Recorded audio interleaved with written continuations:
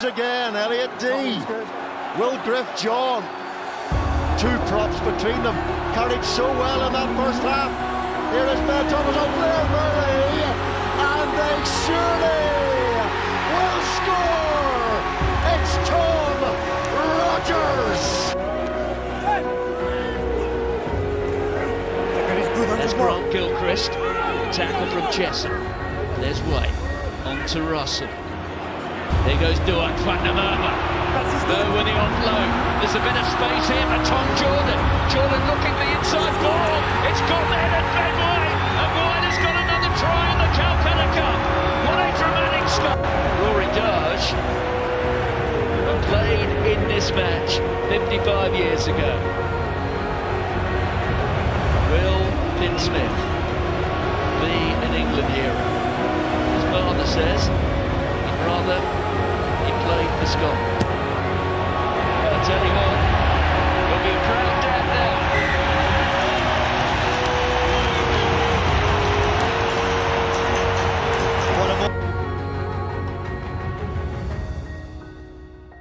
Welcome to another episode of the Box Kick Rugby podcast. Run, bro. Nah. Not happening, bro. A netball podcast is not happening. Bro, Ron. I don't know what Ron's thinking. By the way, it's Ron's birthday today. He's finally 15 years old. Welcome, Ron. To the 15s club. Almost as old as me, Ron. 16 years old. I hope, Ron, you're enjoying your day, bro. Yeah, and I hope you like your haircut as well. Sam, were you involved in this haircut? After the game, I came to the changing room to get my stuff so I could go eat, and I just see everyone in a big circle, and in the middle it's Ron getting his haircut. They started right from the top and made a big insertion on the top of his head, then started going down the back, and then the clippers died. So to come up. So you had to go to the barber later to cut everything off. Tragic. Now that netball podcast is finished, like he cannot turn up to a netball game looking like that. You cannot play like that, Ron. Yeah. It's dead.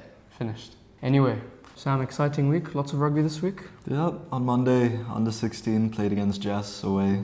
Then me and you played Monday, and then also on Wednesday for the 19s. Yeah. How was that? It's good. A bit of a change. A bit more game speed. Bit more physical. That was nice. Yeah. It's a good game. And also, don't forget, on Friday there was two games, the Exiles under 16 and the Tigers under 16. And also the big derby, men's Canes and Exiles. I think, who won that, Exiles or Canes? I think it was Exiles, just barely. Props to them. Big week of rugby. And then also today playing the touring team, St. Martin's. Yeah. Very good week of rugby. Our feature match of this week is actually the under 13s, Desk and Jumeirah College. Jumeirah College travelling all the way to Desk, ended with a 45-all draw. Before we get to the main players, one of our female superstar referees, Elka, thank you for making that a fun match to watch as well. The JC side, a side I've never seen play before. I like the green jerseys there, but who stood out for you? Three players, Will Brain, Felix Jevons and Zain Zidane. Zain Zidane was all over the park, especially. I think he was their best player, just chasing lost causes, tackling. Very nice. What a name, Zain Zidane. You think you're playing football, bro. It would be nice to have a name like that in rugby, a big rugby name. And then on the Desk side, we had Douglas Clow, Zach Moulander, Zach Nye, and Isaac Michelson. Fantastic nine. It was brilliant watching him. I think if on both sides of Zain and Moulander went to Zoolander. They went to international rugby, there would be pretty big names there. On to our next feature game, Exiles under 16 and Tigers under 16.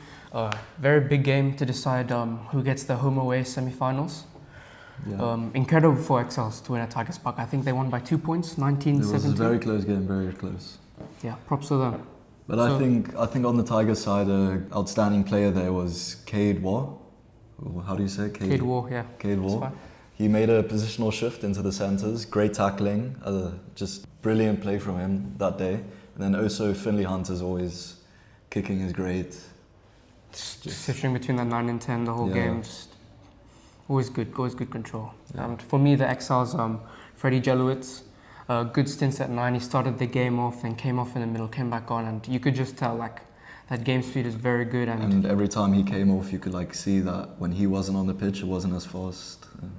Good player. And nice place kicking from Archie Busty. He made a few kicks from the corner, and just some calm and composure for them, which is good.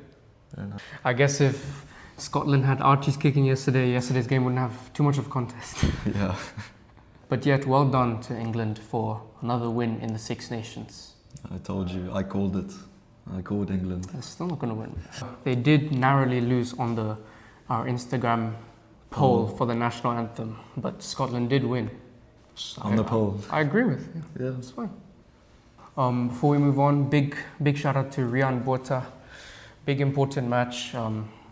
Need a big ref for that as well. Yeah. The professionalism he showed, very good. Didn't take any talking from the sidelines from anyone, so it's very nice to see. A good game. Whilst all of this was going on at Tigers Park, there was a big game at the Sevens for the men's. Exiles versus Hurricanes. I think it's the first time I had to watch a game on YouTube. Yeah. Even though we're a youth podcast, we just want to highlight the men's. It was a great match. But on the YouTube side, what stood out for you? Grant goes the commentator. Yeah. If this goes televised, it's going to be really good. He's a very good commentator. Shout out to you, Grant. And for the Exile side, what did you think there? First of all, I think Hurricanes dominated that game until I think the second half. Durant Gerber came on, showed his maturity in the game, and the way he moved the ball, like it looked like it opened up that Exiles attack very nicely. So just to close the game out, Durant Gerber did really well. So, are you saying that because he actually played well, or because he's your coach? No, he actually played well, but Or like he's just trying to get into the first team. He played well. He's actually both me and Philip's coach there at desk, and I completely agree with him. He played very well. So moving on to the Kane side, I thought Rowan Steenkamp again showing the standards. Previous member on the podcast. Yeah. And Tom Stapley at 10, he moved the ball very nice for the Canes, just setting up nicely. And Martin Manguiro, I hope I pronounce your name correctly, but he's very good and just all over the ruck, just making it a nuisance. Yeah, just making it tough for Exiles there. Yeah. On the Exiles side, John Buertas was also a standout player, just brilliant and hard, number 8. Yeah, and I also thought the big prop Dwayne Aolele, I'm not sure if that's pronounced correct, but it's very good, showing that why he got picked for Tonga. So He's quite fast for a prop. yeah, it's amazing. It's forward, was it? That was a forward one. Allowed to play on, might get away with that. Moving on, there's some questions in lessons of the law that we have not been able to answer yet, and so I'll ask you, Samuel, can you throw someone in the air in the line-out? Well, in the laws, it doesn't say anything specifically about not being allowed to throw someone, but it does have a law saying that you have to let the player come down safely. So I'm not totally clear on whether you can throw a person up in the air or not. Internationally, they do allow it, and speaking to some of the refs, their main focus is making sure that the player, after he's been thrown or after he's been lifted, is that he comes down safely. Coincidentally, when we were talking about early lifting in the line-out, we saw more of it this week, and not only in the juniors, but also in the seniors. Yeah, it would be great if our line-outs can be managed a little bit better. In light of World Rugby, for trying to make the game a bit faster, we've seen our first evidence from this weekend that it might be a little bit harder for these big boys. Might be why they're not. Or not, yeah. See this big number 26 right here, he's had some pretty good carries tonight for the Exiles. God save the Group Foundation.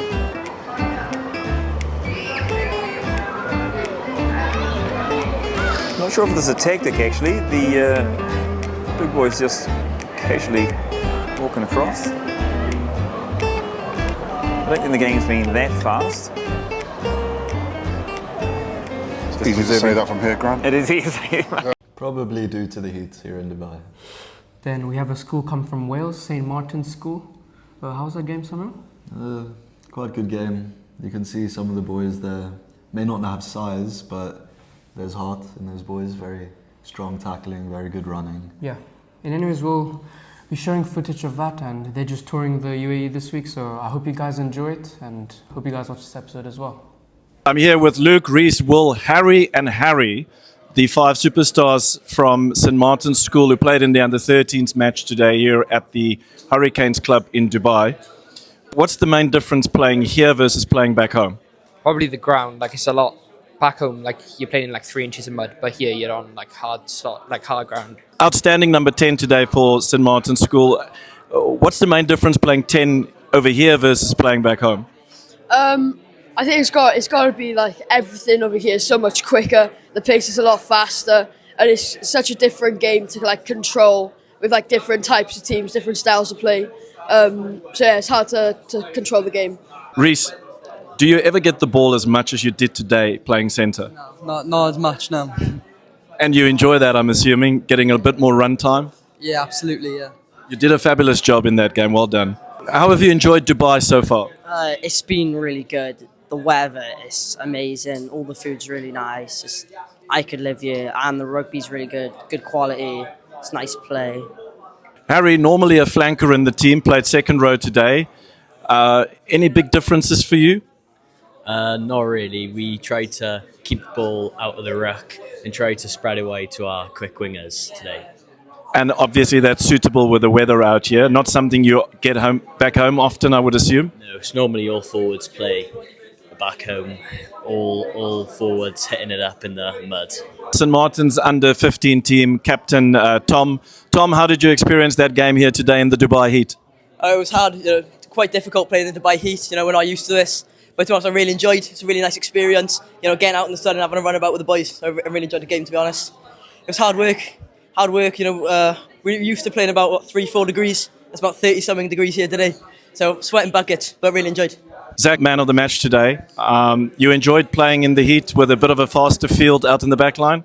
Yeah, I did. It was really warm, a lot different to home. It was a good game, a lot of fun. Well enjoyed, it was a good experience, wasn't it? Yeah, I thought I really enjoyed it, to be honest. And you guys were obviously heartbroken last night by the Irish coming so close to beating them. Is Wales on the up? Yeah, I think Wales are on the up. We've got a new coach, Anscombe, coming in, so a new 10, new attack coach. We've got a fresh start, really.